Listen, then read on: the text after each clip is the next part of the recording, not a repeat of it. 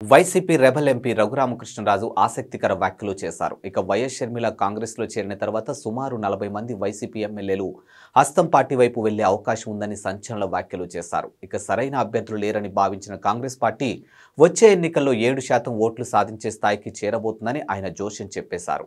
ఇక వైసీపీ గెలుపులో కీలక పాత్ర పోషించినటువంటి క్రైస్తవులు ఇక షర్మిల వైపు చూస్తారని విశ్లేషించారు.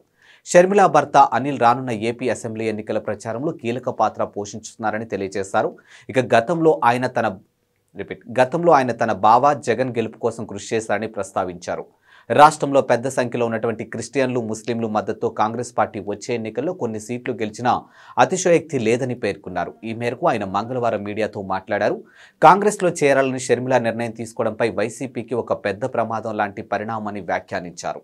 ఇక వైకాపాలో టికెట్ దక్కిన నేతలంతా ఇప్పుడు కాంగ్రెస్ తరఫున పోటీ చేస్తారని, కాంగ్రెస్ తిరిగి పుంజుకున్న తర్వాత వైసీపీ కనుమరుగవడం ఖాయమని అన్నారు. రానున్న అసెంబ్లీ ఎన్నికల్లో మా పార్టీకి 30 నుంచి 35 స్థానాలు వస్తాయని గతంలో నేను చెప్పాను, కానీ ఇప్పుడు ఆ సంఖ్య 20 లోపే ఉంటుందని ఆయన రఘురామకృష్ణ తెలియజేశారు. వైకాపాకు ఇప్పటి వరకు దన్నుగా ఉన్నటువంటి ముస్లిం, క్రిస్టియన్ ఓట్లు కాంగ్రెస్ వైపు మళ్లున్నాయి. సీఎం జగన్ ను భరించే నాయకులు ప్రజల్లో, రాష్ట్రంలో ఎవరూ లేదని విమర్శించారు. అన్ని వర్గాల ఆగ్రహవేశాలు వచ్చే ఎన్నికల్లో వైసీపీని ఓడిస్తాయని అభిప్రాయపడ్డారు.